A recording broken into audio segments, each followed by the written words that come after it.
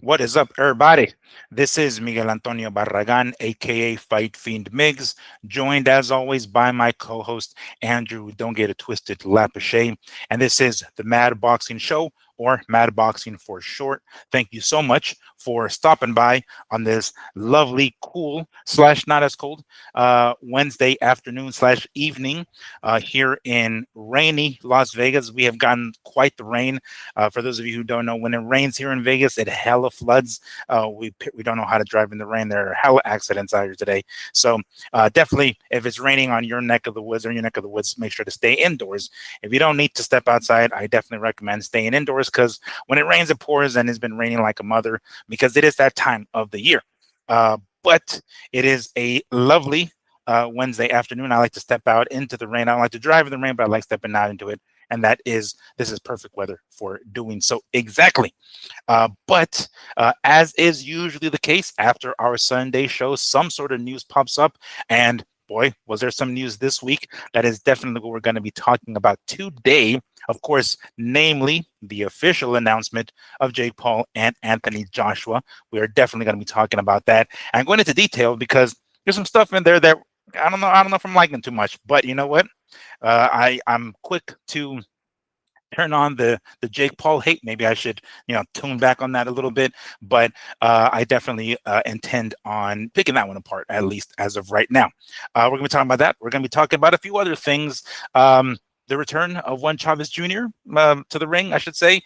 We definitely will be interested in that and seeing how that plays out. But recent announcement that he's going to be making his return to the ring, and odd rumors going around. Some rumors, things about Virgil Ortiz and Boots Ennis that we're going to be talking about. Strange rumors, and again, these are very just rumors, so it's not like it's true per se. No, nothing confirming it. No official source per se, but things that will make you go because from the outside it looks a little funny, and when we hear rumors like that, it might lend a little more credibility to these rumors.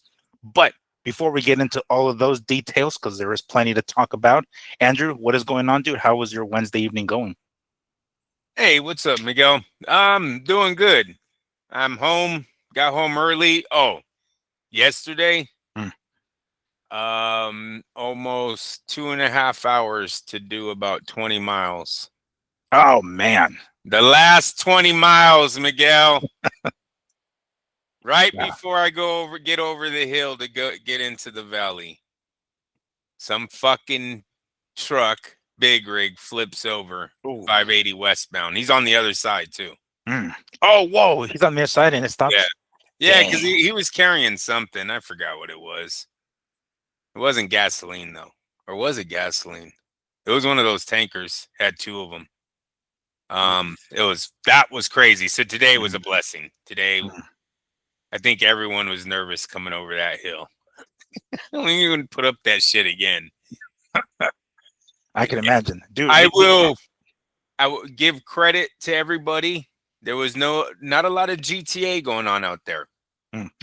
That was nice. At the very end, there was.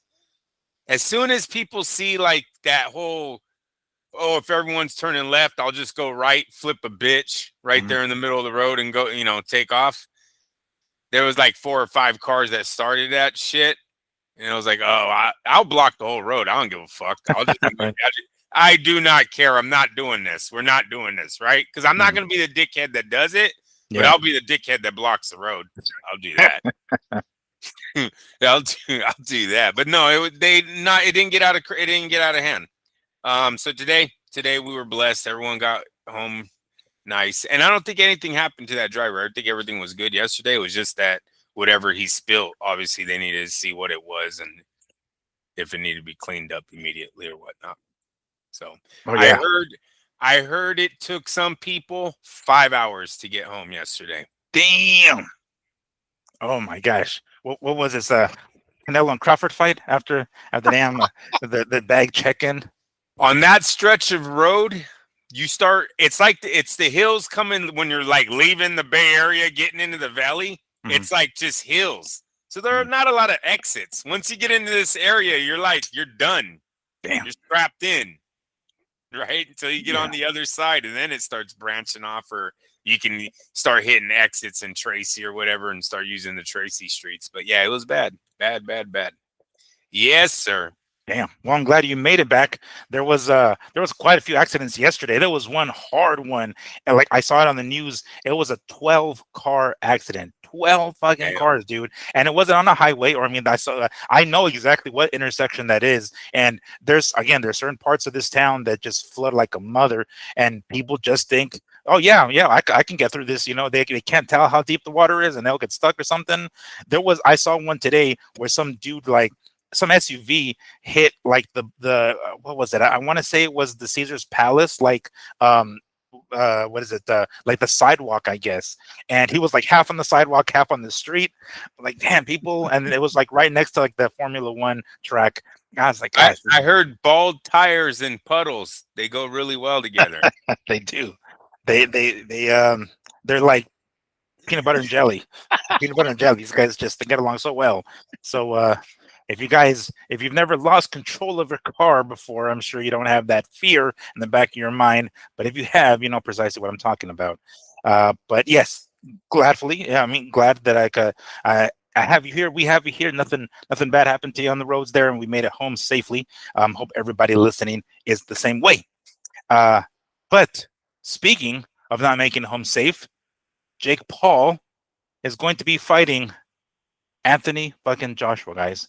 I don't know what in the mother hell he was thinking, but I guess we can kind of give him his props to some degree that he decided to go this direction. Yesterday, or was it today, Wednesday? So I think it was Monday or Tuesday. It was announced by many media outlets, in particular Mike Coppinger from The Ring, that Jake Paul has decided on taking on Anthony Joshua. From my understanding, and that post from Mike Coppinger, once the Gervonta idea went out the window and that fight is no longer salvageable, it sounded like Netflix kind of sort of gave Jake Paul a few options and said, hey, this is the way it's going to have to be. One of these three guys is who you're going to fight. Now, Netflix isn't exactly, I don't know what you call them, the brains of a boxing empire by any stretch. So when they threw these names out at Jake Paul, it definitely kind of threw me off a little bit when I heard it. They said either Ryan Garcia, Terrence Crawford, or Anthony Joshua. Now, again, Netflix owns only dabbled in boxing, and maybe those guys just don't quite know the sport. They just know the names, and they say, "All right, yeah, Jake Paul, go in there with Julio Cesar Chavez," because they know the fucking name. So they gave him three names, and from what we've heard, Oscar De La Hoya said that fight with Ryan Garcia is not happening. Terrence Crawford, I'm not sure how legitimate that was, or if that ever even landed on Terrence Crawford's table, but it ultimately landed on Anthony Joshua. So when I saw that, I was like, hold on. We were trying again. There were rumors, right? We've heard things prior to Monday or Tuesday. We were even skeptical that this fight would even be announced or take place, because from what we've heard from Eddie Hearn, we hear from him saying like, we're far from negotiating, far from and finalizing, yada yada. So we're like, okay, cool. Well, he must be in the inner circle, right? He has to be part of the negotiation, so he would know. And then we find out that it's legit and it's officially signed. Before we go into any of the details as far as the fight goes, Andrew, what was your first impression when you read this fight's going to go down? Well, first off, a little disappointed in you, Miguel. Oh, come on, bro. When I do this, we broke the story last week. Well, I mean, we were on the fence of whether or not it was no bullshit. If that wasn't the greatest find, when we looked up how many subscribers, whatever they have in the UK, and it only came up with, what was it, 17 million? Yeah. 17 million. They have 80 million in America, 330 globally. They only have 17 million there. Do you know what this did for them? Do you know how much money this could potentially bring in? And he's knocking out that white boy that I told you the UK loved to see. Mm-hmm. They love to see America. Who's more American than Jake Paul right now in the sports world? No one else comes to mind right now. Right in America. I don't like that he has a Puerto Rican flag under the American flag, though. He can stop that. But we all, you know what I'm saying, dude. For nobody who's paying attention, it's not really there. Just don't pay attention to that. Yeah, you know what I'm saying, though. I sure do. He's exactly what's going to drive the eyeballs to the TVs when Joshua steps in the ring. No, we broke this fucking story. My carpenter didn't break it. You should have said we were right. 17 million subscribers, fucking guaranteed. Come on, bro. And that was the name of our title, part of our title last week. That now.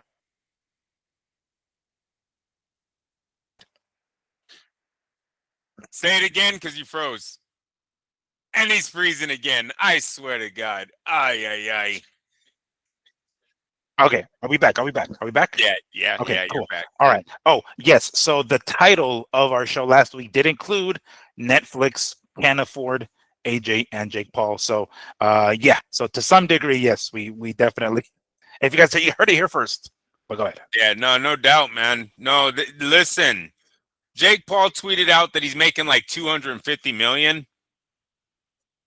I don't know if I don't know if he is or isn't. Right, and it might be over that. Yeah, I might even be lowballing the kid. Eddie Hearn said they're making 50. Right?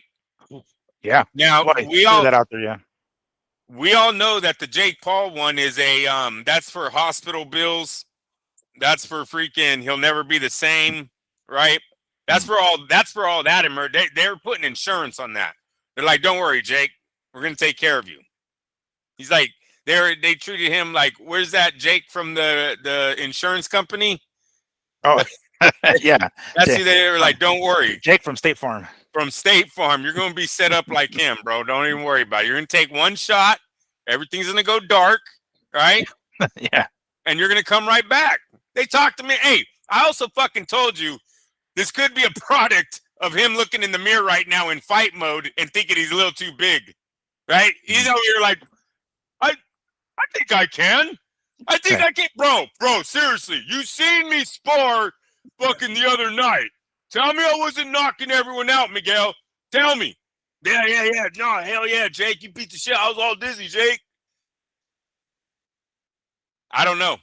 But, no, I think, I believe, Paul, that they're overpaying him because Netflix wants to get into a new market, and they're going to do it with one of the biggest athletes that the UK has. Right, so yeah, it's a huge success for Netflix.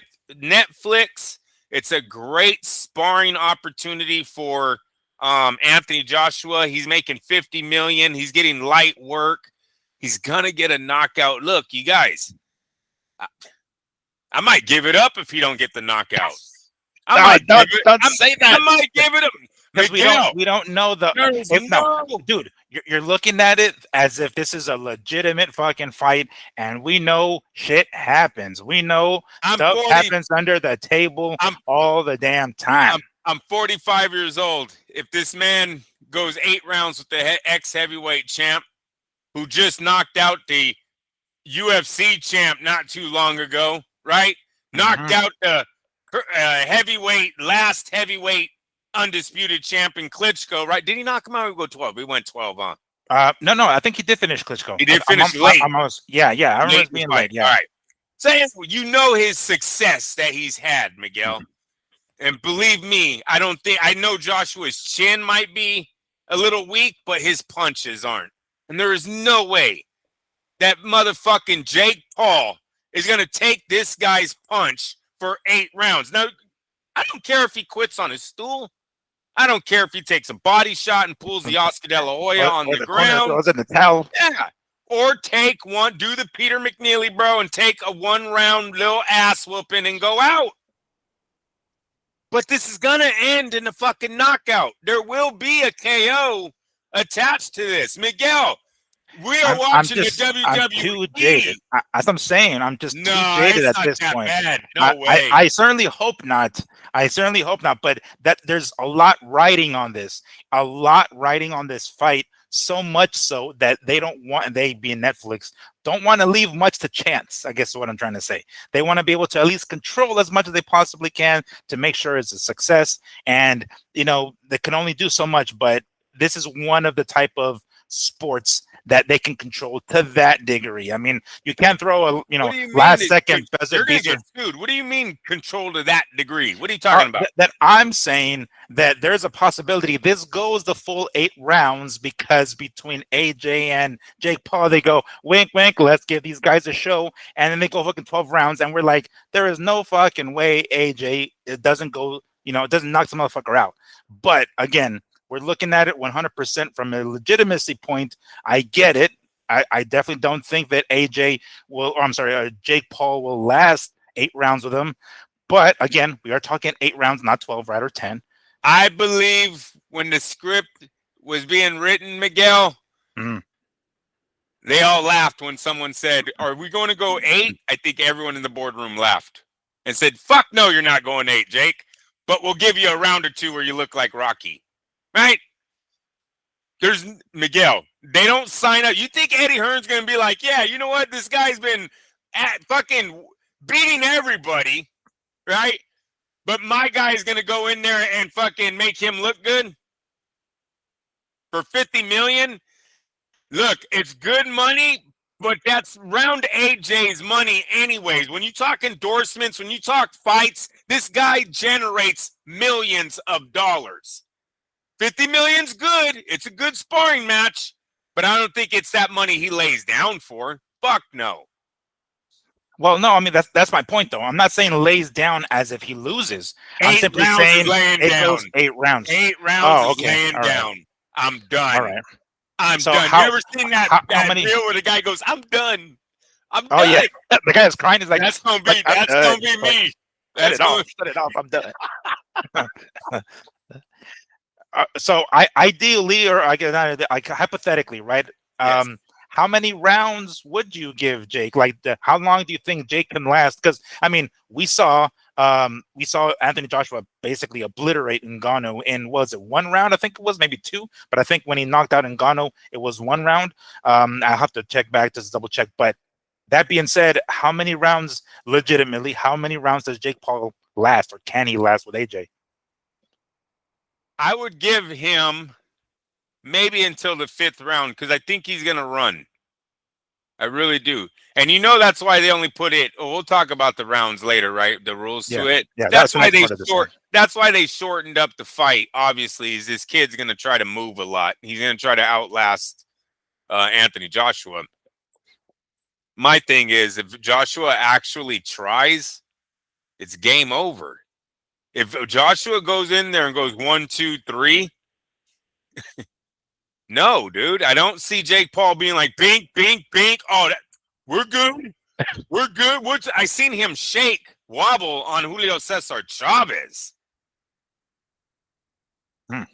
Now that right hand, that fucking flatlined a real pro fighter, a guy that's never been knocked out in Ngannou, who's put himself in danger how many times in the MMA cage? Had a granite chin coming to boxing, goes, 12 with Tyson in his first fight? Only to get fucking put to sleep by Joshua. I don't see Jake doing it. They laughed at him in the boardroom. They might have written a script. The script has Anthony Joshua by TKO. Can you imagine that meeting where Jake Paul's people and him is like, so we going 8, right? And it was like, right? They start laughing, and they're like, guys, before you start laughing, have you seen my sparring videos? Have you listened to my fucking sparring partners? Those guys know I can take it. I can go 8 with AJ. What if Paul is not lying, Miguel? $250+ million is the price it took for him to do this. It was him that took the buyout this time. It's him that's fixing the fight. Okay, but listen to me. We all know, and I know you are. I'm not acting like, look, I mean, I'm not doing that. Everybody listen to me. Jake Paul knows he's getting older. He knows his once young, vibrant fan base is now becoming dads, getting careers. moving on in life, right? This guy was he's growing up. You've got to peak at some point. And if they really did offer 250 million, I can't see Jake making that anywhere else. I really can't. I don't think he gets enough YouTube videos to get 250 million. Maybe all together in his lifetime, but not in a one night. For 8 rounds, Miguel, it's better than Floyd. He's robbing the bank. Even in TKO, because, dude, we all expect him to get TKO'd. Just give me a Rocky moment. Just give me a Rocky moment. Matter of fact, yeah, they should do it like, shit, I cut my eye. Give a fuck. Go Chavez De La Hoya and put some cover up on me and slap me out there, Miguel. 250 million? Damn. So just to correct myself, yes, AJ did take out Ngannou in 2 rounds. So in the second round is where he clocked the motherfucker to death. And I mean, yeah, if he catches if Jake Paul, early. I was gonna say if he catches him early, like the way he did him, it's not gonna last no fucking 6 rounds. But on to the fight specifics, or the specs, as cool people like to call it, the specs.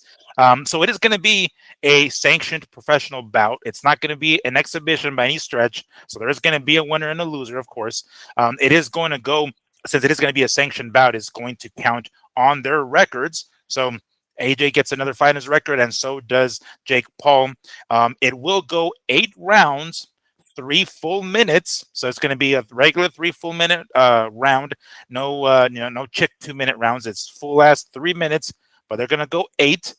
I'm not entirely sure if AJ has, or not AJ, Jake Paul has gone 10. I'm not sure if he did. Was it with Chavez Jr. He went 10, right? And then I think also with maybe Anderson Silva as well. But anyway, this one's gonna go 8. They're gonna do 10-ounce gloves, which I think is pretty standard for heavyweights, right? 10 ounces usually what the heavyweights use, if I'm not mistaken. And the kicker, the real kicker here, AJ cannot weigh more than 245 pounds. Now, if you go back to AJ's recent fights, the last time he weighed anything near that, or I should say under, not near, but under, was 2022, I believe, and it was the Usyk rematch, if I'm not mistaken. But it's been several fights. Ever since then, it's been over the 250 mark, and not by much, 250, 253, et cetera, but having to go back down to 245. Now, if you guys remember, AJ looked much thinner in that rematch with Usyk. It seemed as though he was hell-bent on boxing Usyk, and rather than to use his power, his mass, and his strength as the more natural heavyweight, he decided to be thinner and more svelte and basically box Usyk, and that was the big mistake, right? Well, at least in my opinion, it was a big mistake, and it didn't turn out well for him anyway. So it was obvious from the jump that he was a lot thinner, and I saw that, and I was like, what the fuck? Why would he want to look thinner? I figured he would be like, as big as he possibly can be to lay on Usyk and get him tired and use his power, show Usyk who the real heavyweight is here, right? And this was 3 years ago. He hasn't weighed under 245 since, and I don't know, maybe Jake Paul's people knew this and said, all right, let's go ahead and let's leave it here at the 245 mark. Kind of sus, but Andrew, what is your opinion of all this? Number 1, a sanctioned bout. Number 2, 8 rounds. Number 3, 10-ounce gloves, which I guess is no big deal, but AJ can't be over 245. What the fuck is that about? The biggest one is the weight. And right now what I'm seeing is in the Dubois fight, he was 252 and a quarter. For Ngannou, it's 252 and a quarter. Otto Wallin, he comes in at 251. Then 250, 2023. So he has 5 pounds to lose. Or let's go to his, excuse me, that was the 7 and a quarter if we go off his last fight. The thing is, is this a weigh-in, or is this the weight he has to be? Good question. So, question whether it's at the weigh-in or fight night. Yeah. In the ring. Yeah. I have to assume it would be the official weigh-in. But who knows? Knowing age, knowing Jake Paul, maybe there's something in there that says no, no, no, you can't be 245 in the fucking ring.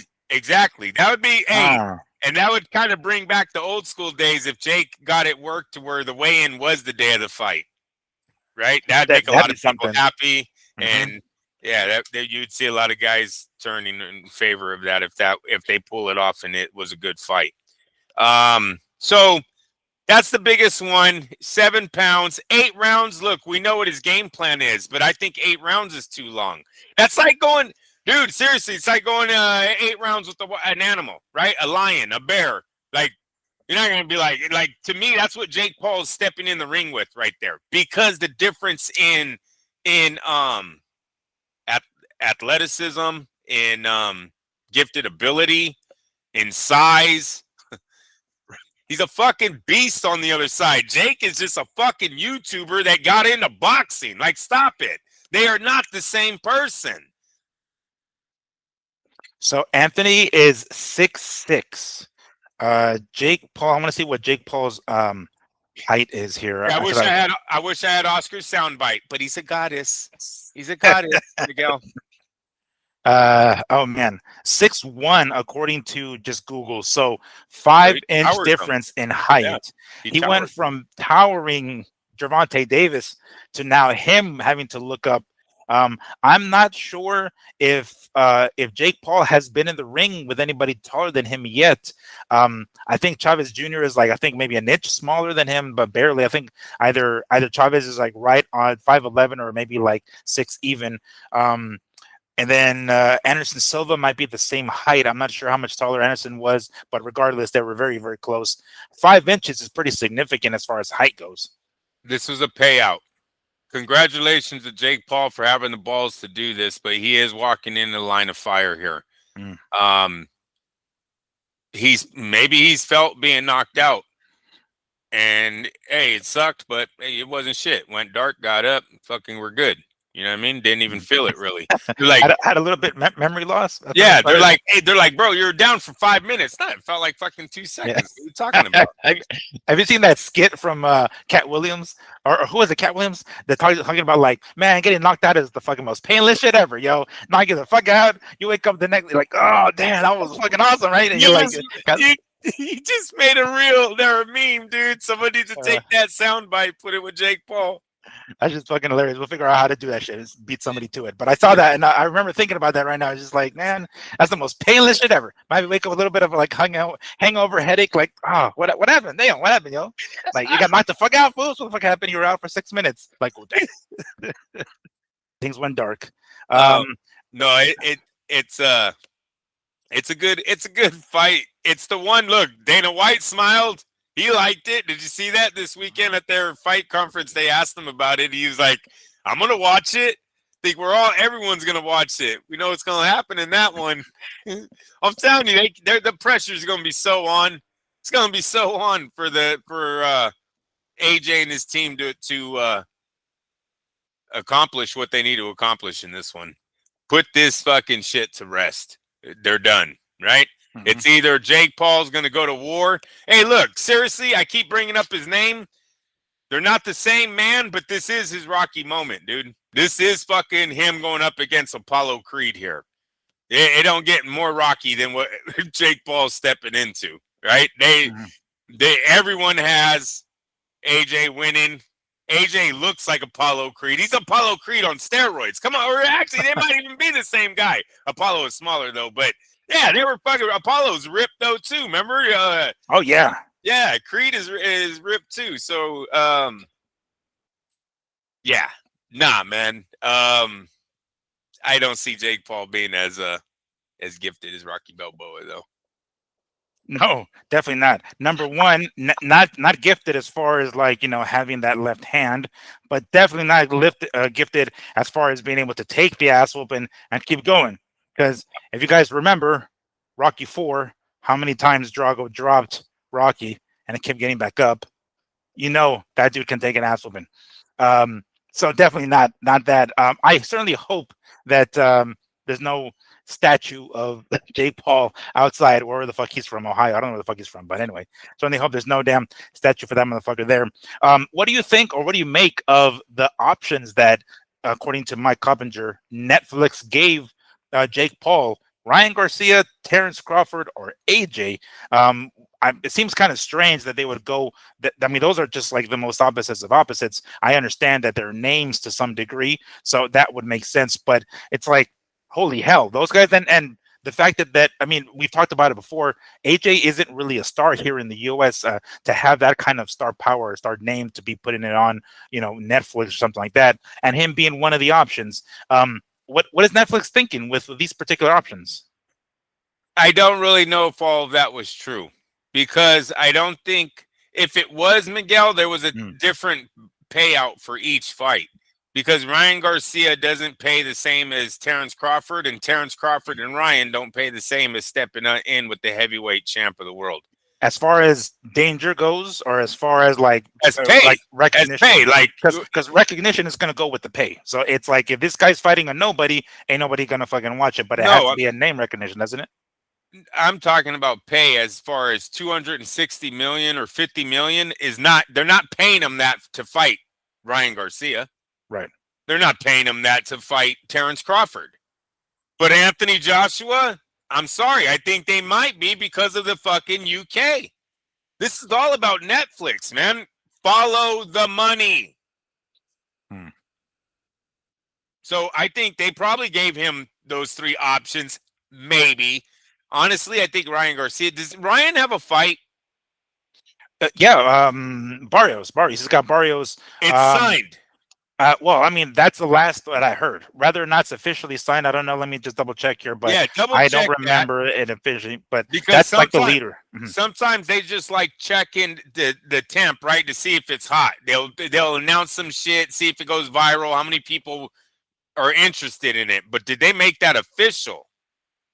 All right. So as of right now, just Googling it, Ryan Garcia is reportedly close to finalizing a deal to fight WBC welterweight champ Mario Barrios in early 2026. So as of right now, from what I'm reading, no done deal, but they're close to finalizing it. Yeah. I don't like how he looked in his last few videos he posted. I think he's off the wagon pretty hard again. So really, yeah. What?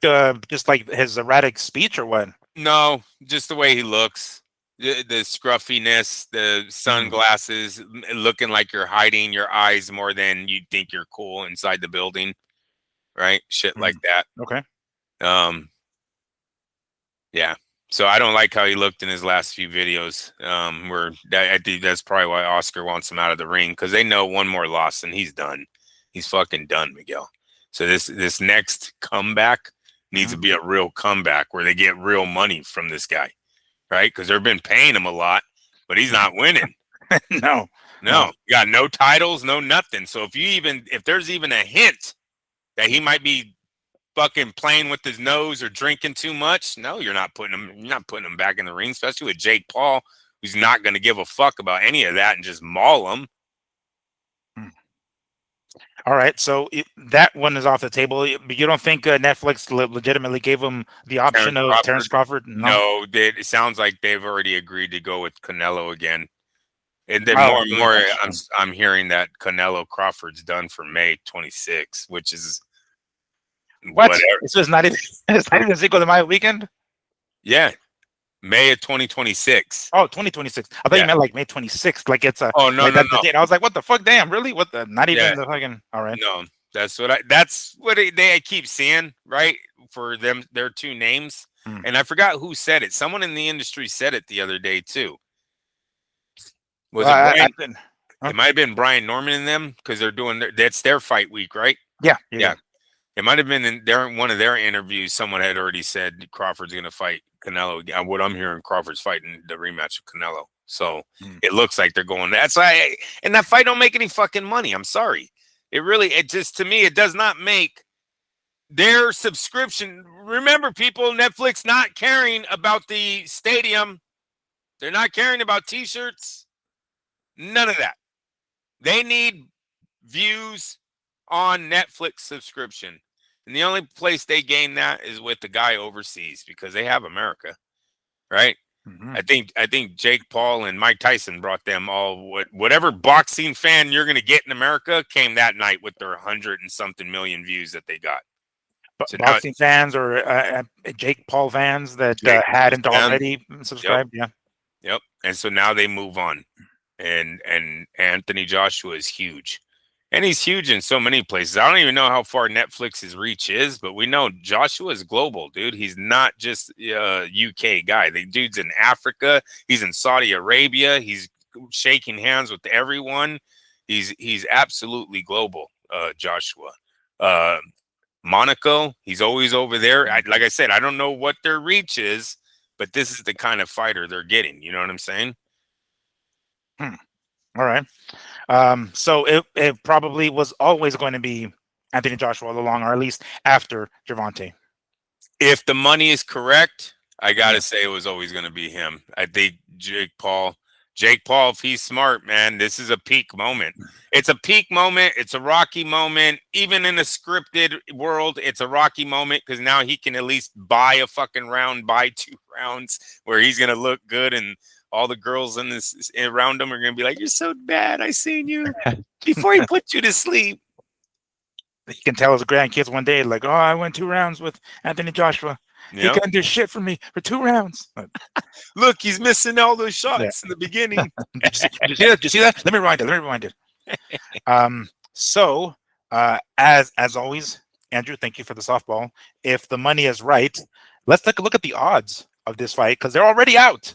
Literally, fight has been well, I guess it was rumored prior to this last weekend, but officially, right, to happen this weekend. And they listen to our show, fuck face. It's a good point. It, Miguel. I'm just dropping the ball today. I'm just, God, it's fucking Wednesday. I'm not used to these early shows. We had like 20 views on that video.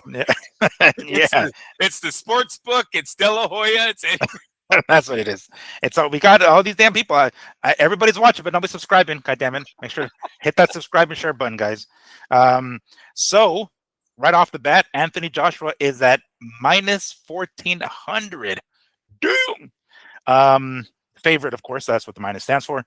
Jake Paul at plus 750. Oh my. So those are the odds as of right now, as it stands, right? And of course, the fight is just announced. I definitely okay. So I'm gonna make an announcement later on today, right? But tomorrow, I'm going to most likely be around the casinos. And let's see. I mean, maybe it'd be too soon for them to have the fucking odds already, at least there, because we're a month away.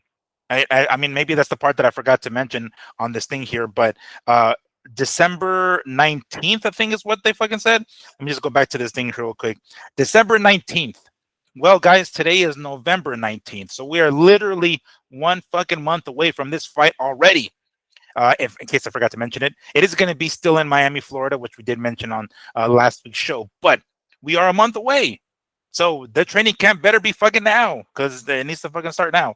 And that means that chances are the casinos already have the odds. So if they have prop bets or anything like that, I will definitely look into it. I will grab some sheets. I will see what information I can find, whatever casino I happen to swing by. But I will be out and about tomorrow near the casinos. So I definitely anticipate bringing you guys some sort of odds so we can talk about it. But as of right now, those are the odds for this fight here. Let me go back to it. Minus 1,400 and plus, that's for Anthony Joshua, and that is plus 750 for Jake Paul. But as I said, I will definitely try to get some sort of more information if there is any sort of prop bets or anything like that, whatever the over-under is, et cetera, et cetera. But wow. Right off the bat, I mean, of course, right, naturally, that would make sense. For those of you who don't bet too much, let me go ahead and just break this down for you. If you were to put $100 on Jake Paul to win, and if he does win, you win $750 plus your $100 back, so you would collect $850. In order for you to win $100 on Anthony Joshua, you have to put down $1,400 to win $100 on Anthony Joshua. That's how heavy of a favorite he is on this one. But oh my, Andrew, is it not worth maybe putting down $20 on Jake Paul? just This is it? Fuck No, no. no. Okay. All right, no, I, listen. No, it's not. No, you're gonna bet prop bets. When will the scripted fight end? What round? Right? Do shit like that. You're gonna do the millionaires are gonna do Jake Paul. $20,000 bets are going to come in heavy on -14. I'll tell you that right now. I think I wouldn't be surprised if the needle moved today on when they dropped that line. The money came in so heavy on Jake Paul with the real gamblers, the guys that will risk a little to gain when they wait know it's a. on Jake Paul. Excuse me, Oh, Anthony Anthony Joshua. Joshua. Okay, gotcha. All Anthony right. Joshua. Excuse me, guys. The needle moved on Anthony at -14. They're giving away money, bro. They're giving away money. I'm telling you, even in the scripted world, he loses. In the scripted world, he loses by a fucking decision, right? Even if we go your route, in no way did Eddie Hearn and Joshua sign for a loss. So -14, yeah, you're gonna see guys dumping heavy on Joshua tonight or yesterday night. They move the needle. It's gonna get bigger. Yeah, it's no, that's the bet. Joshua, if you're a millionaire, you just lay some heavy money on Joshua, you're gonna make it back. You go party, go have a nice dinner or something on the fucking casino. And for us little guys that we throw $100 on the line and pray that we can have a dinner. Yeah, pray that the casino, comps us fucking dinner at their restaurant inside the damn casino, please, guys. We're gonna put some money on some prop bets. We're gonna pick a round. Pick a fucking round. Interesting. All right. Well, I anticipate that there's going to be some sort of Netflix special, maybe that is going to have a countdown to some degree. The time is of the essence, as I mentioned earlier. Today is the 19th, so we're literally a month away from this one. So I mean, guys. When I first heard that Gervonta wasn't going to be fighting Jake Paul, and I had seen Jake Paul say something on social media about "I'm not holding my breath for 2025" kind of thing. I kind of got the impression that maybe the fight with Anthony Joshua wasn't going to be happening, or at least not in 2025. I figured maybe they were going to push it out to January to give him, I don't know, 6 fucking full weeks of training camp or something along those lines. But I mean, we did already, because the Jake Paul and Gervonta Davis fight was supposed to be happening on the 14th, I think it was. I'm assuming Jake Paul was already in the gym, right? I mean, training camp had already started, so I guess he doesn't need that much more time, I suppose, right? Because even overtraining can be a bad thing. And we've seen Jake or Anthony Joshua. I mean, you see him physically; the guy is pretty much always in fucking shape. Rarely is he ever not in shape. To quote Oscar De La Hoya, he looks like a goddess. So I'm sure he was always already in the gym, right? So maybe he doesn't need that much more time. And again, this is essentially a glorified sparring session. So it isn't like he needs a full ass training camp or to study video on Jake Paul or anything like that. Like, I don't think he needs all that, right? So I guess it would make sense that we're only a month away and they decided to still get the fight done in December here. So that means that I'm assuming Netflix is going to have some sort of special here in the near future with some sort of countdown show. And I don't know, maybe is it too little time between now and fight time, Andrew, for us to have like some sort of press tour or something like that? I mean, a fight like this, you would think the way Jake Paul and Gervonta was doing, should they try to at least get that going to some degree? Maybe not a full on press tour in Los Angeles, New York, but maybe one. Yeah, maybe in the UK. Don't really think you need it in America because the Paul fans were already ready for the Joshua. I mean the Davis fight, excuse me. Yeah. So yeah, maybe in the UK for one time, but not too much needs to be pushed behind this. There's going to be a lot on Netflix, and a big Netflix, a big commercial drive will be over there. Right that way. I don't know where the UK is at, but we're just going to point in that direction as if it's going north, east, that direction, and just keep going. Oh my! Well, this is a wacky world of professional boxing, and apparently we're going to get this fight. Hopefully, nothing happens between now and then. That some shit happens where they got to pull out of the fight or something. I don't think they would be able to do anything as far as a replacement on this short notice. Matter of fact, Miguel, I would love to see what the commercial on Netflix looks like in the UK for this. Bet you it says the face of America while there's American flag going away from Jake Paul. I bet you, bro. Oh, I would love for someone to be like, look at this crock of shit they're selling us over here. Just hella highlights of him defeating guys, right? But all old footage, but Anderson Silva, Diaz, Chavez, right? Oh, you watch, they're gonna hype this thing up.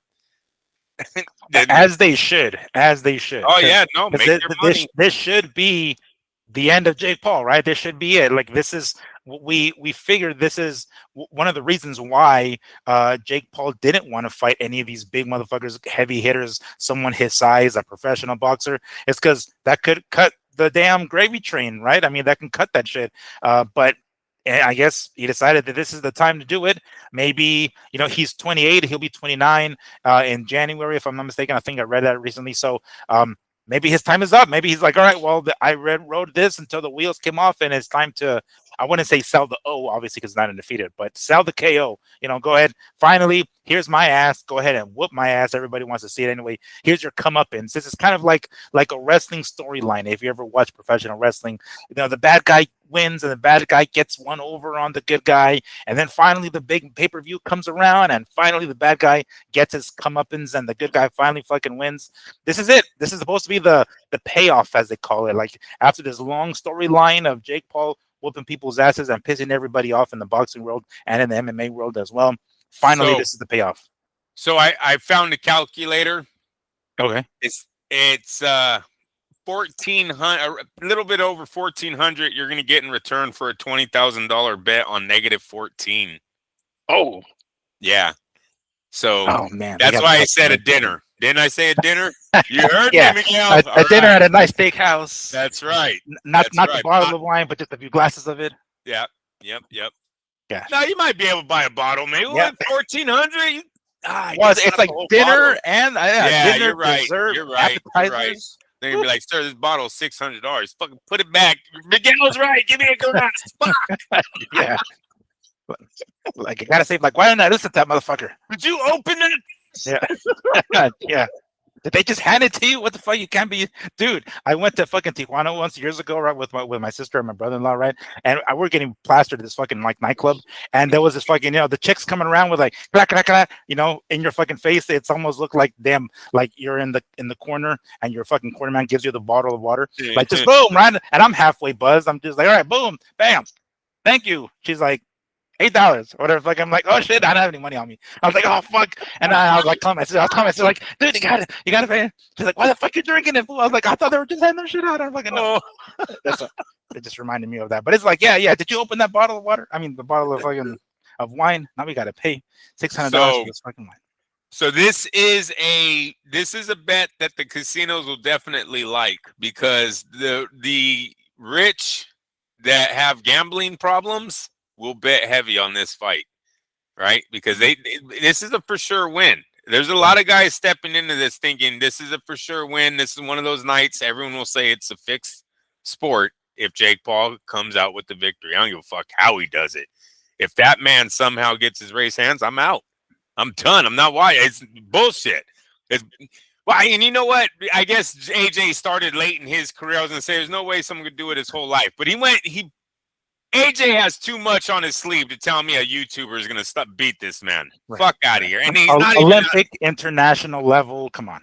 Yes, and he's not even out of his prime in that type of way. He's not Mike Tyson. He's not Silva. He's not Diaz. You know what I'm saying? Like, he's barely getting over that hill. Like, he's maybe halfway now, but still in a very good state to take on a guy like Jake Paul. Bullshit. There's heavy money they're going to be taking in. Everyone's going to be begging because they're not really losing a lot. You seen what I just said? 1,400 to fucking 20 racks. All the sports book is going to be begging the gods. I say gods only because I'm talking fictional about sports. We all know I believe in Jesus, but he don't gamble, Miguel. Jesus does not gamble. So I always say the sport's gods, but it's all fictional. I got to find a new word. The Lords? No, I don't know. That's a terrible one too. Shit, all right. Really, Jesus didn't gamble? He was like, how much you want to bet I can turn this water into wine? How much you want to bet? Damn it, Put the Miguel. best down. Put the best down. Yeah. How much I would make? Stop. He's gonna bring us both together at Judgment Day. I know. He's gonna be like, wait, before you, Miguel, got a gun. Yeah. Oh, please. Like, shit, I fucking told you.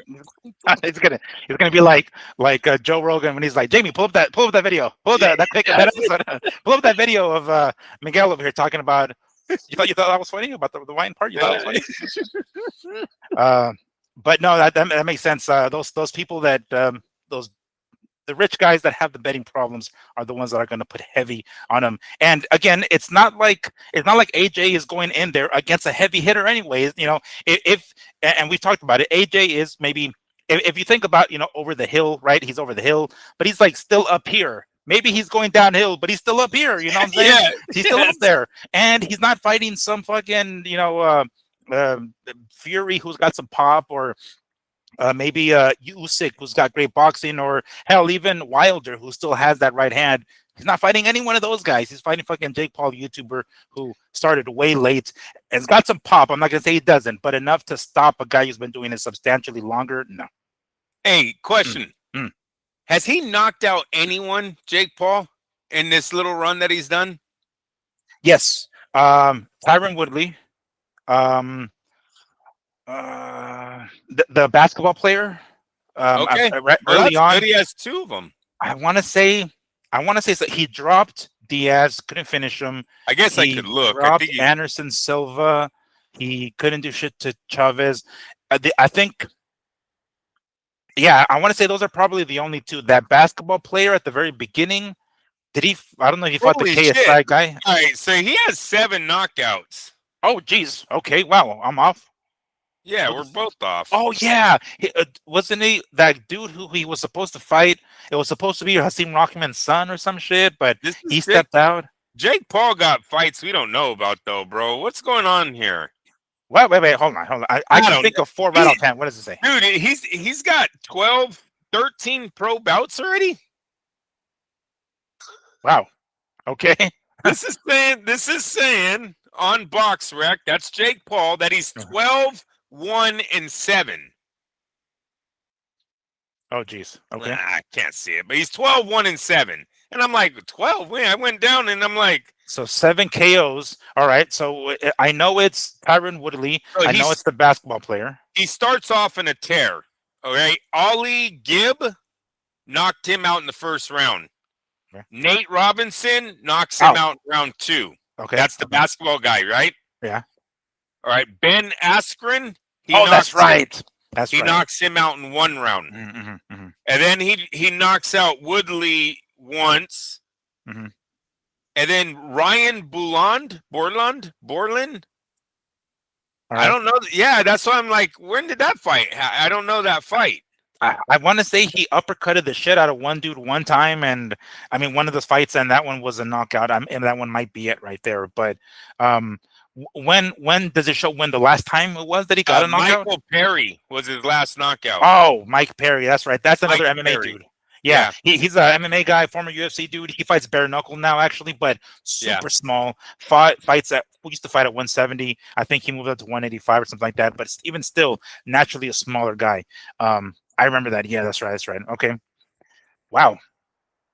And that was the last time he knocked somebody out? That's the last time he's knocked someone out. So at least he's tasted a knockout, right? He has a home run swing feeling on him, so he could go for that. Yeah, definitely.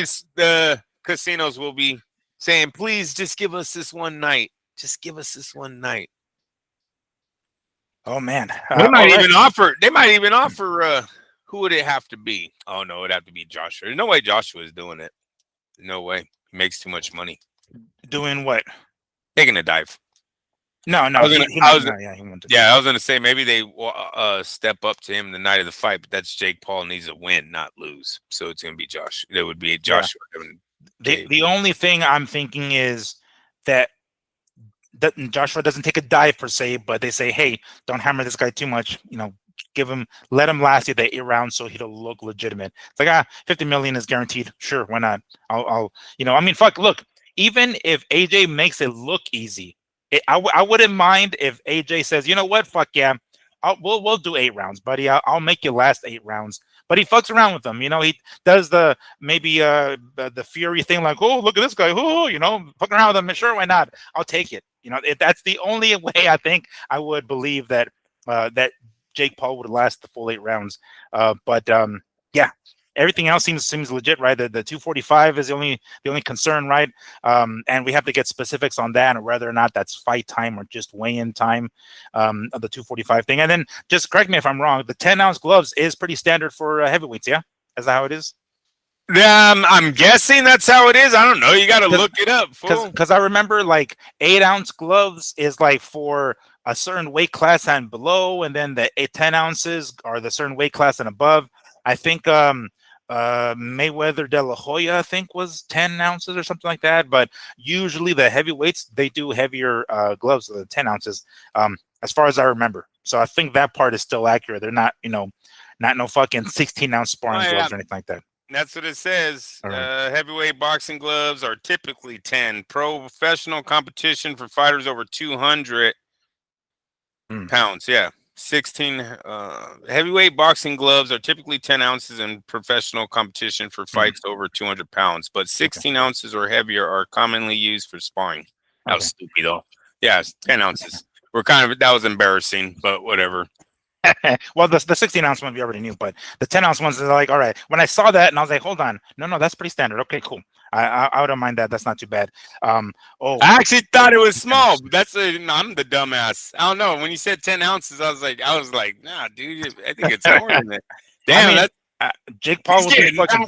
Yes, that's what I'm saying. Bro. He's gonna feel those fucking knuckles. He's gonna feel that shit in the body shots. Was only like 7 ounces. You thought what? The MMA glove are 7, right? Oh, no. Well, okay.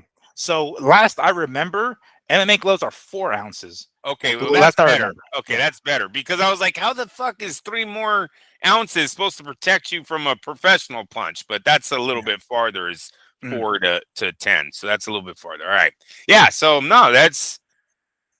Yeah, he's gonna feel those shots. I don't see him getting through the first 1-2. I really don't. He's gonna get staggered at least. Not like, oh, he's asleep, but you're gonna see that boy fucking wiggle, man. And then now he's already saying he's scared. Did you see that? Oh yeah, that's right. Yeah. I did. Come on, bro. Tell me he ain't gonna, dude. They better not feed him the day of that fight. He's gonna shit his pants when he gets in there. He's instantly gonna be asking the guys. Hey, the kids were talking at the gym the other day. Yesterday, really. One kid said he has to take a shit every time he goes to the gym. The other guy said he thought he shitted during the fight. I was like, that means one got beat the shit out of, one you got scared the shit out of you. That's where those sayings come from. What the hell? That's going to be Jake Paul, bro. Jake's going to be really nervous on fight night. Can you imagine that when everything, a basketball player, come on, that's not giving you anything. All of these other tests, Chavez Jr., bullshit. Come on, they're like, dude, he's on drugs right now. Leave him alone. We're gonna get into Chavez too. Tyson Fury, maybe a little bit nervous, but nothing like John. Bro, when Tommy Fury, when he keeps seeing the highlights of him knocking out Klitschko and Ngannou and all the other guys that he's put on their asses, you know how fucking nervous he's gonna be. Show me my highlights. Here's Nate Robinson, bro. Showing my highlights, and it's like him from the Mickey Mouse Club when he was on fucking YouTube and shit, doing stupid shit like that. Like, no, wrong highlights, homie, wrong highlights. No, show the one of me knocking out Ben Askren. What the fuck, guys? Who did this shit? I'm gonna read the quote here real quick because I just found it. This is from Jake Paul. It says, while he was winning Olympic gold, I was filming vines in high school. I'm not gonna lie, I'm a little scared, and rightfully so. Rightfully so. Yeah. I mean, even Anthony Joshua himself went on to Twitter and he was like, "He's loco, man. He's loco." Yeah, but you know what? We're gonna be winning at the end of this because we're gonna watch that, huh? Unless he's making 3 times more than you, then he's not loco. That's just, well. I mean, 3 times. No, Miguel, any man would do it. No, I know, but at the risk of not being able to smell out of your nose the same way ever again, kind of shit. You know what I'm saying? I'm taking a shot and I'm going down. Give a fuck. I'm taking that punch just like you, bro. You just bite down on your mouthpiece, walk into it, and it'll be over really fast. Is that how it's gonna go? It's gonna be like, all right, fuck, go, hurry, do it, hurry. you remember when that bell rang? McNeely kind of did that. He fucking closed his eyes and just. Yep. And then fucking when he gets dropped, Mills Lane has to pull him away. Like, no, I haven't said it start yet, fool. Hold on. Hey, there's so many men walking around saying they would take a punch from Mike Tyson for $1 million. Come on, for 250 million, knock me the fuck out. Yeah, I don't give a shit. Just like in MMA, dude, I would get choked out. I give a fuck. Put me to sleep. They say you got to be asleep for 8 minutes. I ain't tapping. We're going nighty-night, bro. I did it before. I did that one where we're all kids at school, where you breathe, take the 10 deep breaths, then you put your arm, cross your arms, and someone presses you. Have you ever done that one? No, we've done the neck one. We've done the neck all one. The kids in the world go do this. So you get down. Yeah, put down your phones, fuck all the shit you see on TikTok, and listen to the stuff that we did when we were fucking kids. All the bad influences that we had. Take 10 deep breaths. Cross your arms, and then they all put force on your chest. Bam, you go out. Damn. It happened. Yeah, it went black for a minute, and I woke up, and I was on the ground. Oh, that's how it happened. I thought somebody choked you out, and you didn't tap. No. And you're like, fuck it, go ahead and choke my ass out. We used to do the one where we used to like pin. We used to like kind of put our hands like this, so we don't actually push on the Adam's apple, and then just push on their neck, and just like have them against the wall, and just push for like fucking 4 or 5 seconds or something. And then like I did it once with my younger buddies, and he kind of like was like, it's like, oh shit, what the fuck? That was that about? So yeah, I almost killed my stepdad that way. Jesus Christ! Want to hear a story? I want to hear the story. I said, Dad, take 10 deep breaths. And he was like, sure, son, let's do this. Dude, we're having a father-son moment. I said, take 10 deep breaths, close your eyes, and tilt your head back. Right up to the throat, bro. Dropped him, Miguel. I don't even know why I did it. I think I was just doing like a surprise, but I didn't know how much damage you could do to his throat, right? I was just like, yeah, dropped him, beat my ass. Like, it was all bad. Father-son moment went down the drain really fast. I bet you if I call him, told him about that, yeah, he'd go, yeah, you little son of a bitch. Like, I still remember that. Like, I still told him, close your eyes. So he never even seen it coming, bro. Oh, he didn't even get a chance to brace himself. He didn't give a shit. I'm telling you, I dropped a 6-foot man through his knees. He's yeah. I should have seen the way I had him. Had to sucker punch him. Oh my. And what do you make about this fight still being in Miami? Was that the good plan? I mean, we talked about it before, right? Like, I guess they already put the deposit down. I don't know. It was just us, kind of connecting the dots, pretty much, right? He did a good one. That's it. He already paid, man. They're like, yeah, we'll wait, whatever. Yeah. Yeah, it's like, hold on. So not November 14th, December. Yeah, we can wait. They're like, nothing on the calendar. We'll do it. Sure. Damn. Netflix does not give a shit about where these fights are taking place. Yeah, that's true. All right. Well, that's the announcement. Jake Paul, AJ, December 19th. Anything else we want to toss into this before we move on to the next topic of the show?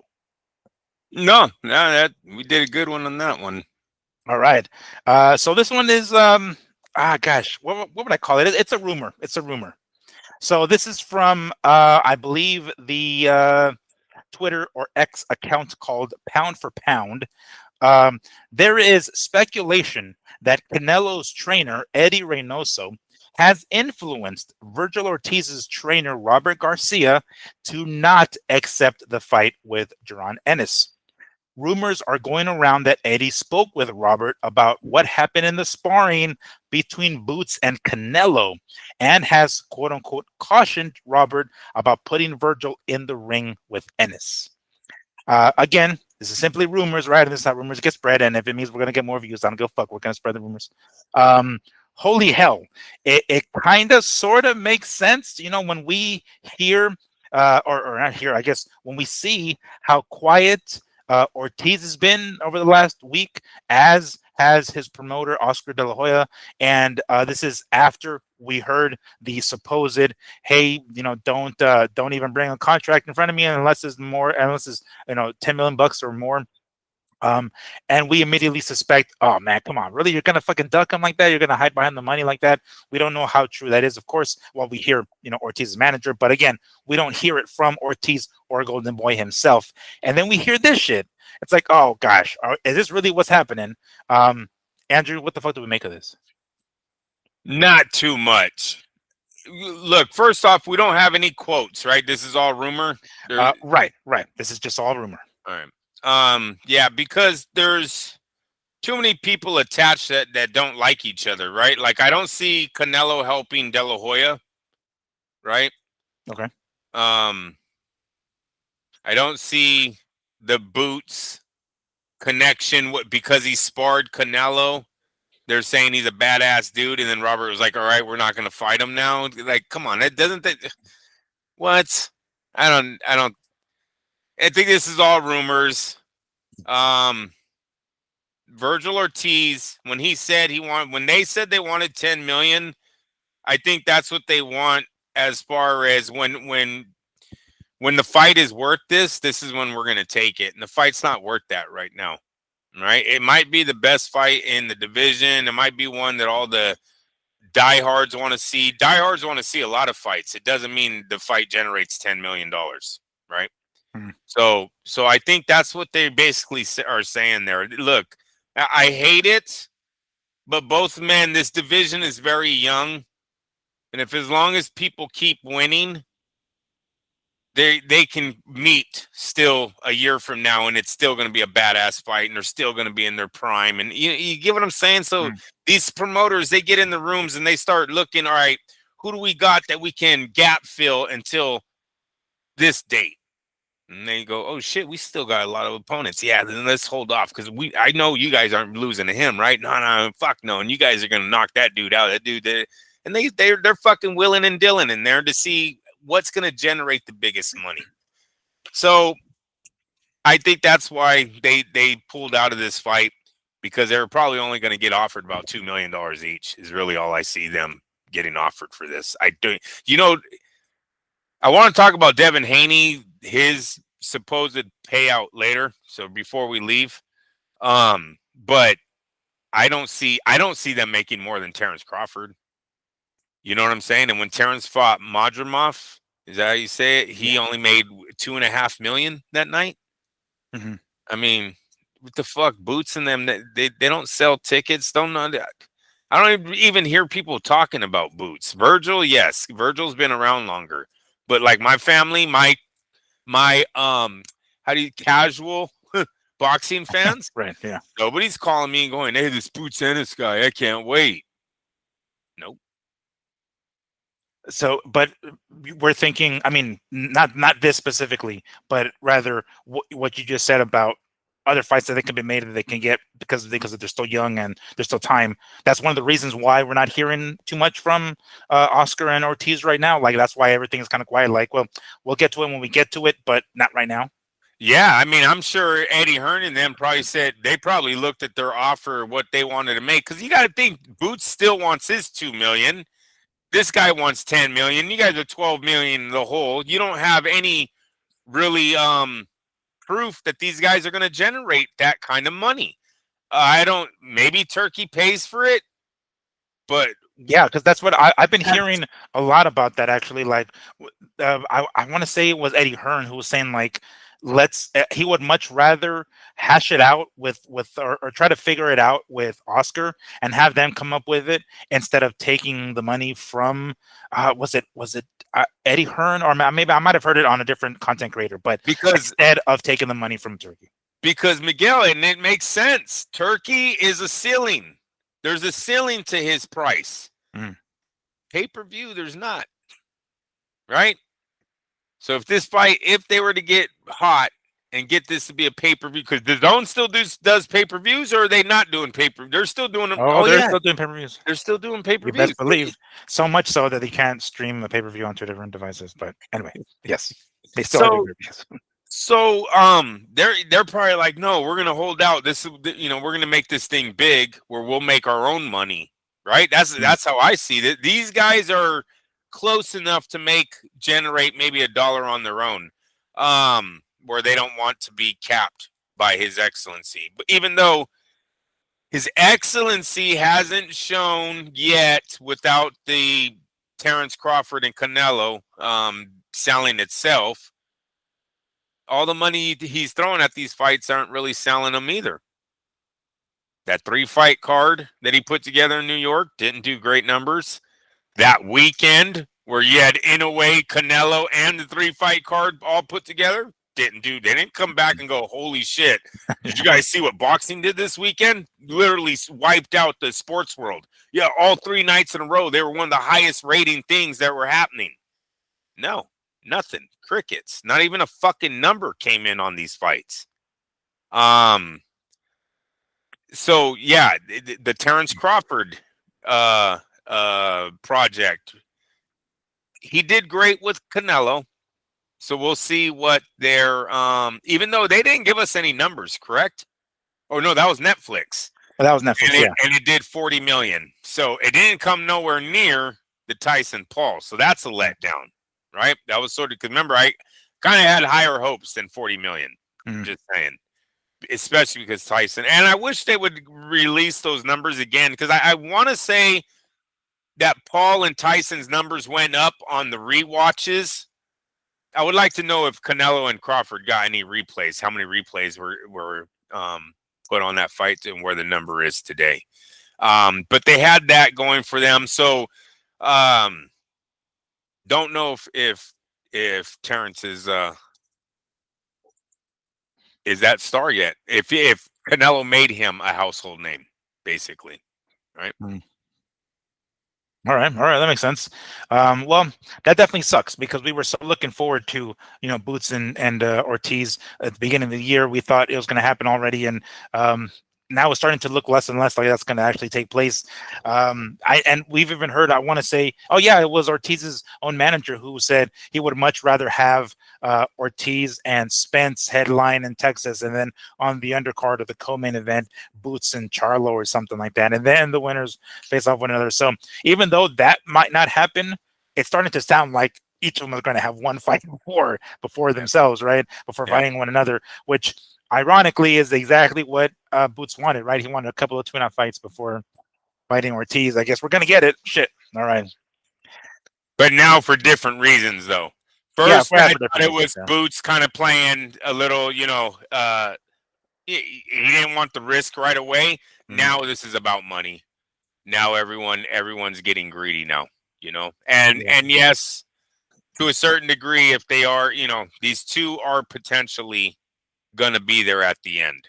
I know they have Ennis and what's the Fundora in front of them, but there's potential there that they will be there at the end to have a mega unification match.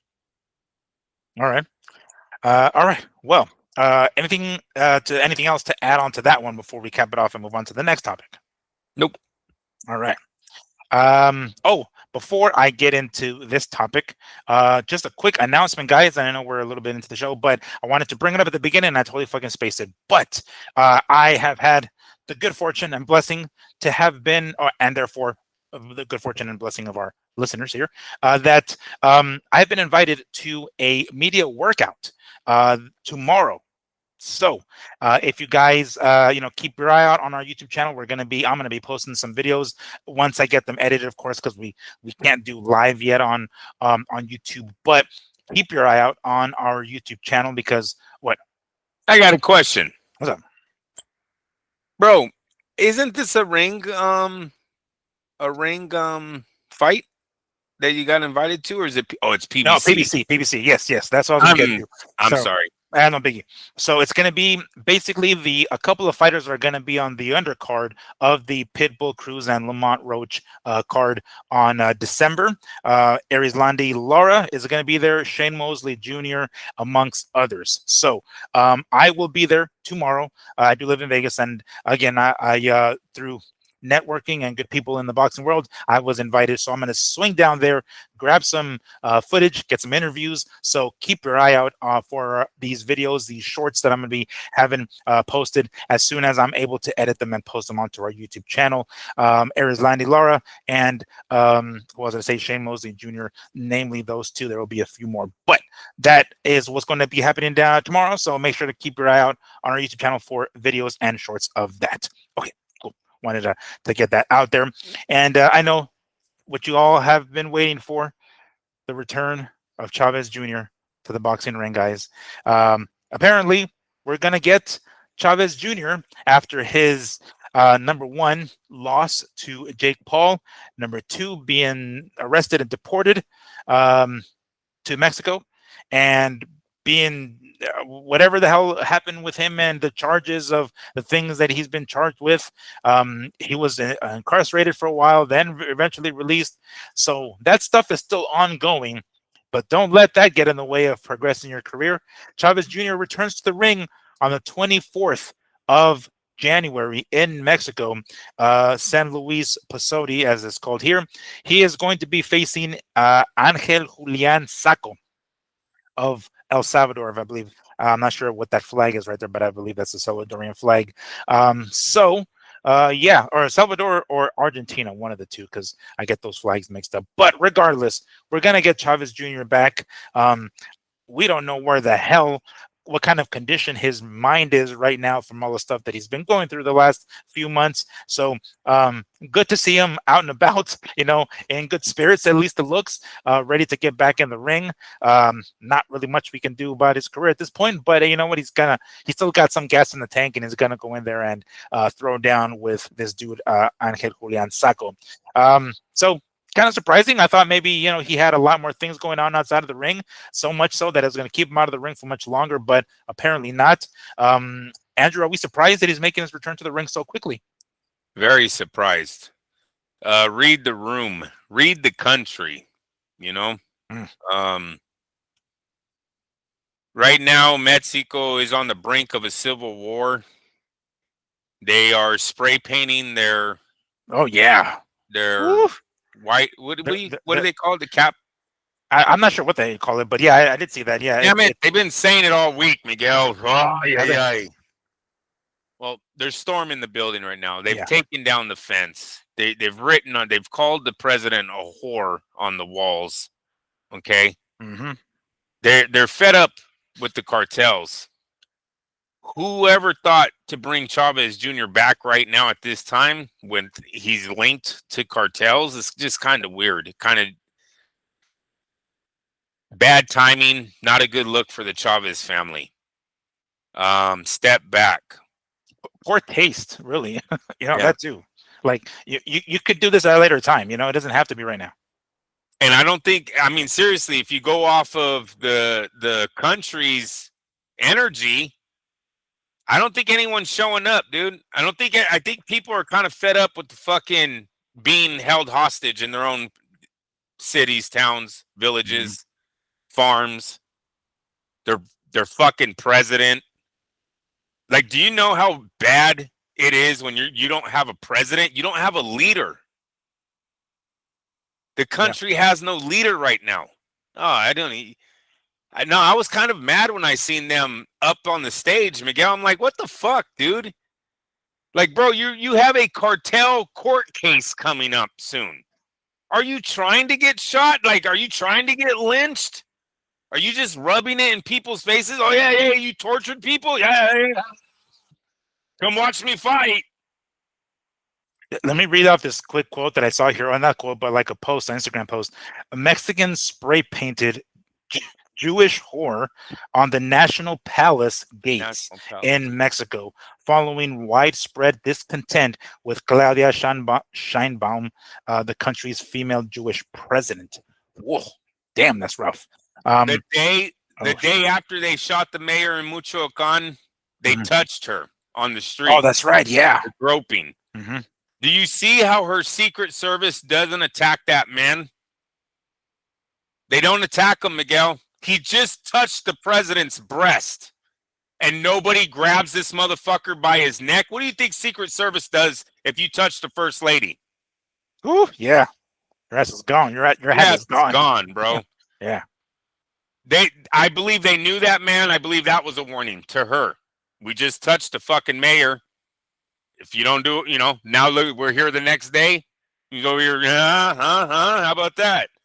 Come on, it's bad. It's a bad look. Chavez is bad. Look, Oh, go ahead. Yeah. nah, I know. I don't want to go political. I'm gonna bite my tongue and say that I fucking hope Mexico gets through this. I hope if they want the help, they get the help. I will say that. I will say that. They've asked for help before. Yes. They're still asking for help. Maybe not from her. No, but but I'm saying in the past. Oh, I In see. the Okay. past, Mm. they have asked for help before.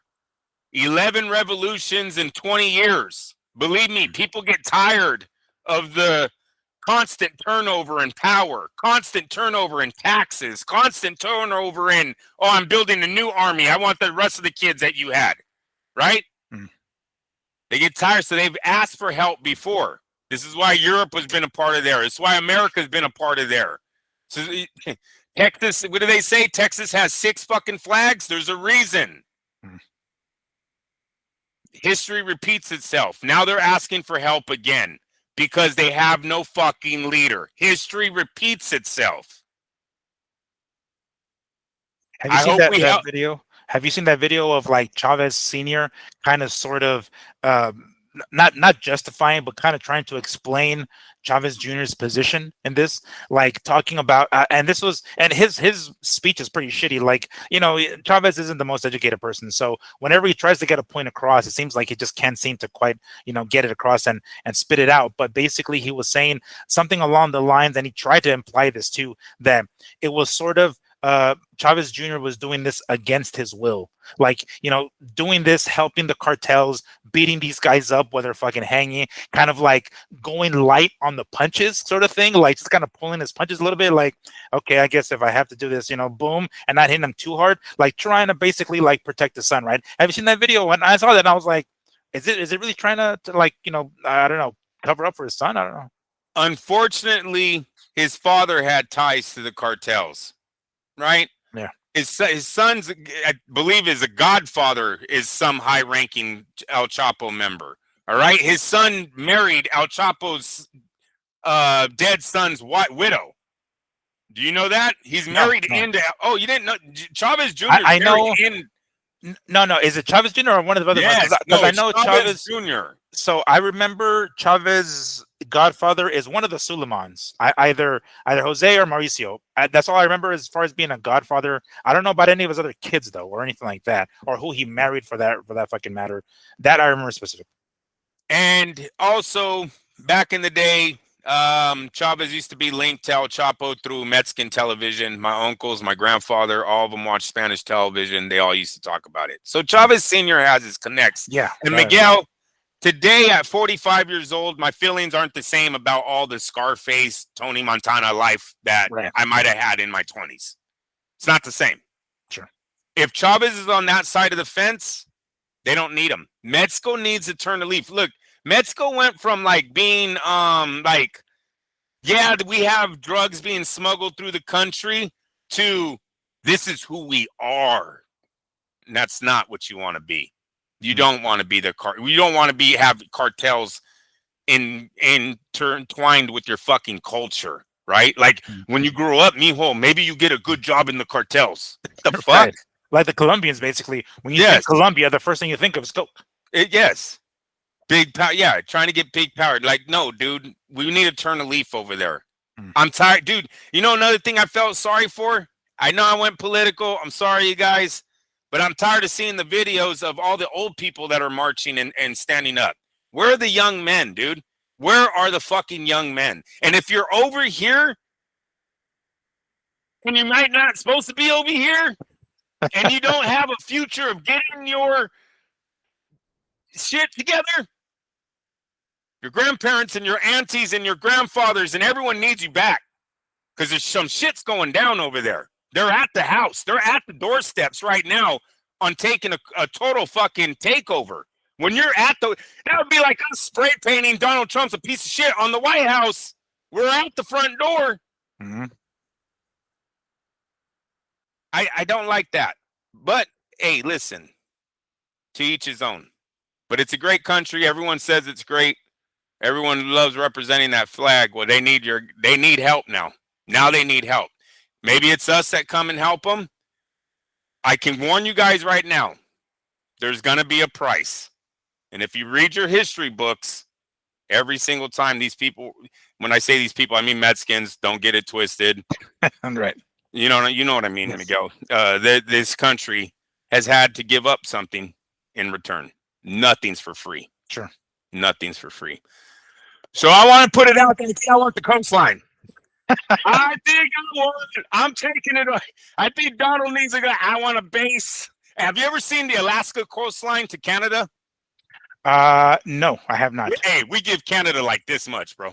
We're like, here, you guys can keep that, and then we're gonna just say America's gonna be on this side and Alaska's on this side. We're gonna give you guys this right there. Get a little beach. Get some beach. It's a pretty beach. I think we need to lock up the other side, dude. I want to put it out there because if it happens, Miguel, shit's gonna hit the fan. They're taking fucking land. Nothing is for free. Right. You can't ask for children's lives and not think that we're not signing a fucking great deal. Where some of your prettiest views are coming our way. Right. Some of your great coastal lands. But it's in bad taste to have Chavez Jr. out and about right now doing all this other shit, knowing damn well what he was just involved with, and probably not the best idea. Yeah, it's all in bad taste. They need to cleanse themselves. It's time for a reawakening in the country, bro. Seriously. I don't go over there for a vacation because of that reason. 2, I've been there, kind of felt little, I was young, right? I do look the role. Maybe no, wait a minute. No, you look the role. You look. I mean, you can play both here and over there. I might have had a Raider jersey. That's a possibility. If you wore a baseball cap, you'd look like the guys from N2 Deep. I'm just saying. Back to the hotel. You'd fit in. I might have had a Raider jersey on. It was all bad. Yeah, I might have my face painted too. I don't know. No, I'm just saying. But hey, but I didn't go because I knew what we're funding. I used to tell hey, look, man, if we really love it, we got to make it better over there. Right? It's got to be better. And it looks like the people want it better now. This isn't just me. This isn't just some guy talking. They're over there at the front door, spray painting on houses, breaking windows, tearing down. Hey, I love how they tore down. They tore down that fence so fast. That fence was gone in fucking the first day. They're like, what the fuck? Fuck this. Bam, gone, sold. That shit went straight to the scrapyard. You know it did, bro. Yeah. All that metal, fucking out of here. So yeah, dude. Shit's getting crazy. It really is. I didn't like Chavez sign that fight. I'm not really digging him right now, Miguel. I'm not tortured. I'm good. I'm fucking good. Like, there's innocent people being hurt. There's innocent. Like, I have family, dude, that their relatives in Mexico have land stolen from them. We've all seen the fucking documentaries, right? Where the houses are literally just gutted. They come, they say, you're out, we're in. Boom, done. That happened. That has happened. They're married in, but it has happened, right? So it hits close to home. I want his people, his family to have their fucking house back. What the fuck? You hear these stories about they come in and take all the girls in the neighborhood? Hey, look, gangs have always been bad in America. But do you ever think that the Bloods and the Crips ever drove down our street and just took all the girls and just left? And we go, hey, where are all the girls at? Oh, no, hey, they fucking came, got them. We're going to have a big party tonight. Fuck no. Nope. That's why the Second Amendment works, right? Right. Right. It's a crazy story. I don't know if you guys, for those of you who follow MMA and UFC, there's a Mexican fighter, female fighter. Her name is Lupi Godinez. She basically had a similar situation. She was younger in Mexico. People, gangs and cartels were interested in her and her sisters. I think she had two other sisters. Her dad said, "Let's get the fuck out of here," and went to fucking Canada. So she Yeah. resides in Canada and started. That's where she started her collegiate wrestling career in Canada. So she kind of, sort of, to some degree, represents Canada, but she's Mexican. You can see it in her face. Obviously, she was born there. But it's just crazy. Like, when they found out, they're like, "Hey, we're gonna have to fucking take your daughters." Like, no, we don't. And they fucking bolted to fucking Toronto or some shit. I forgot where they went. They went to Mexico. If you ever listen to, Lupi Godinez, her name is Guadalupe. We call it Lupi Godinez. If you ever hear a story, it's very similar to that. It's fucked up that they had to go to that extent, but they did it. Yeah. No doubt. No, I hope the best. I hope the best for them and Chavez. Hopefully this fight doesn't go through. I just can't believe the people want to associate themselves with him. You would think it's almost like being linked to the cartel should be like being on the Epstein list. Let's put them both equal, right? Let's cancel both of these characters. There you go. That's a better way. Let's just cancel him right now. He can make a comeback later. Let's cancel Chavez Jr. for the time being. Yeah. Oh man. Yeah. All right. I needed that off my chest. All right. And this is what the show is for. This is precisely what the show is for. Bro. I've been upset that we haven't responded faster for the people that have been. Look at even Nigeria. Look what's happening over there. We responded, right? The Christians are getting slaughtered over there. Trump said, if you guys don't fix it, we're coming out. You know what I mean? It is what it is. There's people that need our help. And right now, America looks strong right now, and there's people that are asking for our help. So I wish the response was a little bit quicker, because we've already labeled these places as cartel hits. Did you also hear, since we closed the border, they've been fucking, I guess, jacking up prices on everyone out there? That sucks. Oh, damn, no. Yeah, because that border was kind of giving leeway to people, you know what I mean? Because they had their own, that was an extra money, that was money getting made, right? So they didn't have to really hit up their own. Well, when you close that, what else you got left? It's like the taxes, right? When the rich leave New York, who are they going to tax? That's right. Yep, they're going to tax the poor motherfuckers. They're going to be like, damn, I wish they come back. You wish they were back real fast. Hey, can I give him that tax break? Can he please come back? Yeah. It's like, oh, that doesn't sound so bad now. Just bring it back. Hey, they pay 48% already? That's good. We'll take that. We'll take fucking that. Like, I'll stop complaining. Sorry. Just a quick correction. I'm going to read this off of Wikipedia for that particular fighter. Godinez, at the age of 14, Godinez's father, Carlos, was approached by the cartel, who demanded protection money. That's what it was.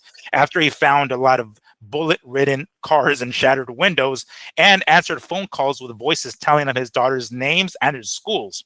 Carlos decided to take his family and leave, telling his family that they were going to Disneyland. Instead, they went to Vancouver and started from scratch. So that's pretty much what it was. It was like, hey, we need money for protection. And then they hit him up saying, hey, these are your daughter's names. It's like, fuck this. We're out of here. Yeah. Yeah, no, man. Politicians, influencers, they've been making noise lately on these, trying to silence everyone. Oh my!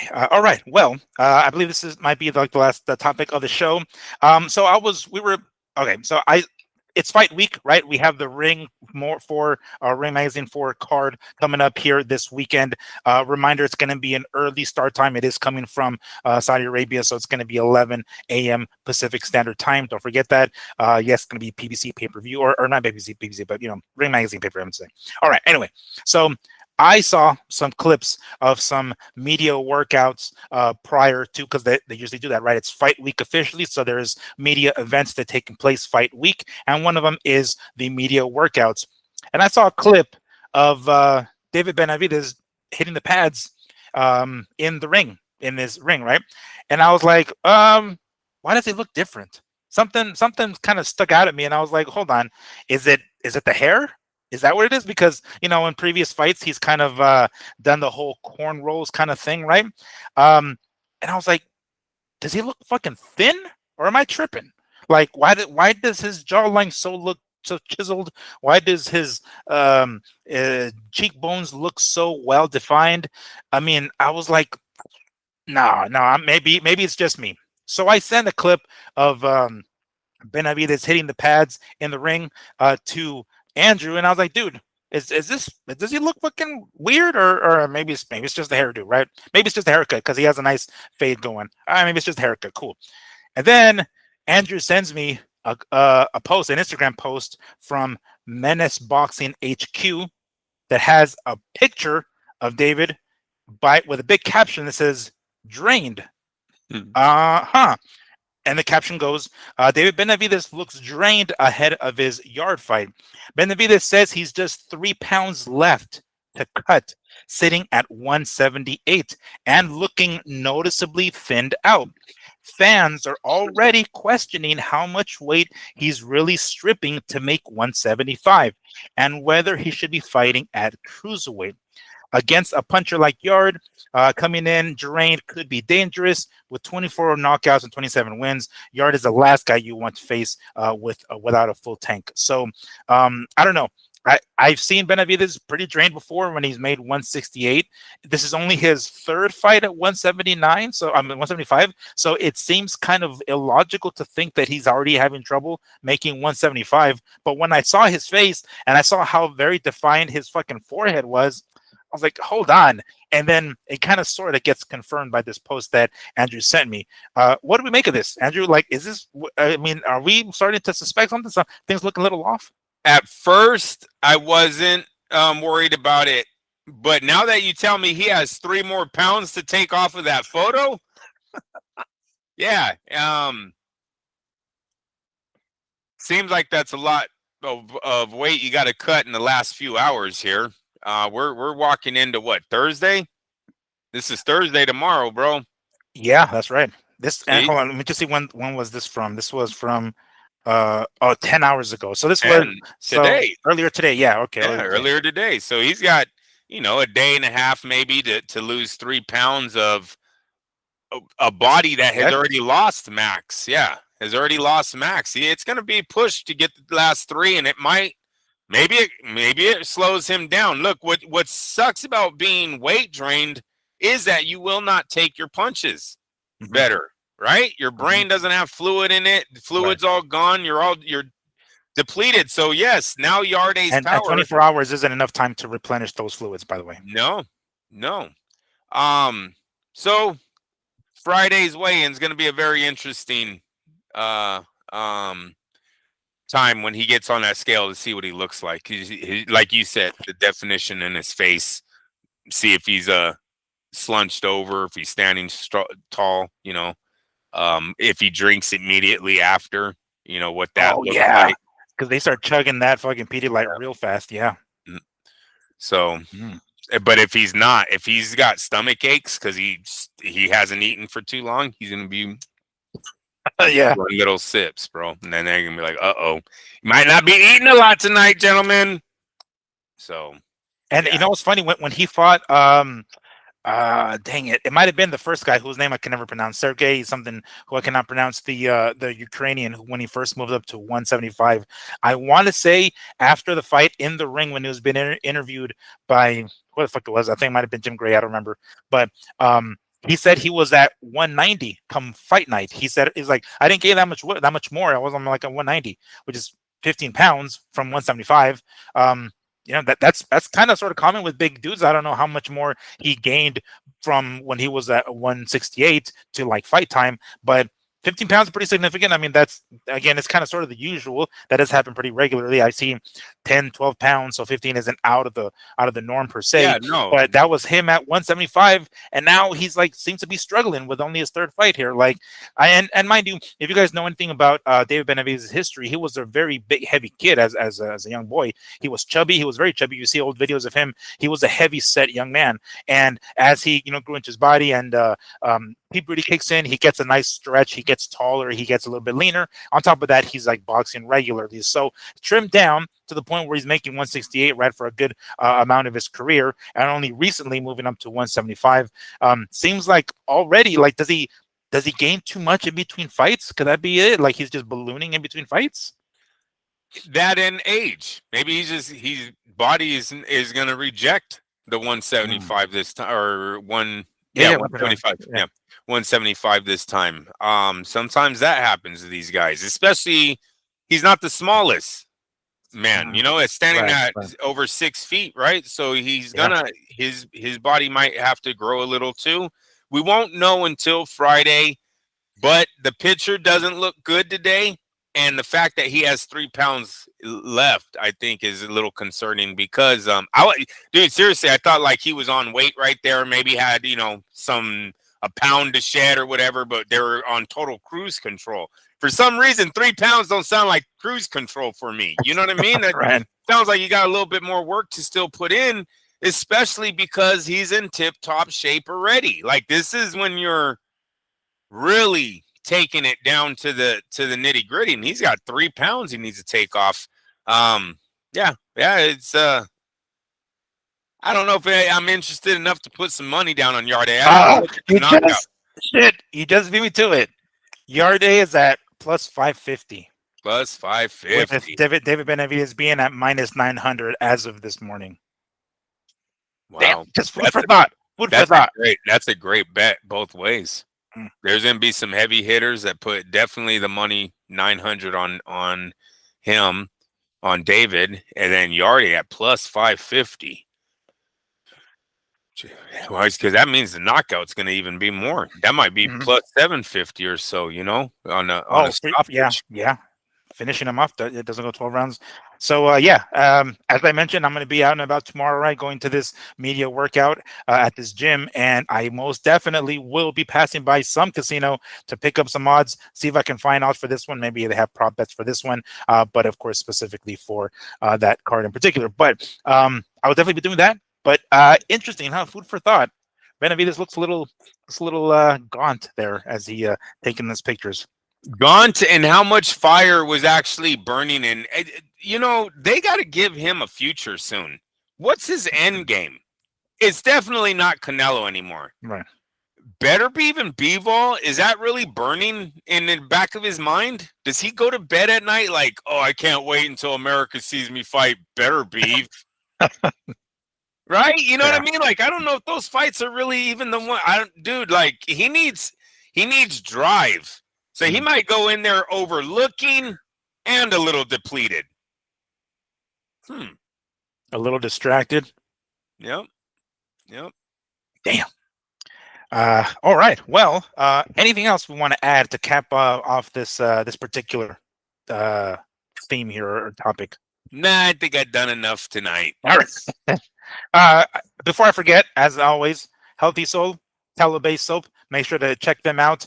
If you like anything from their website, by all means, use the code MADBoxing10 at checkout and get yourself 10% off of your purchase, or just follow the link in the affiliate link in the description of this video. Of course, as we will always do.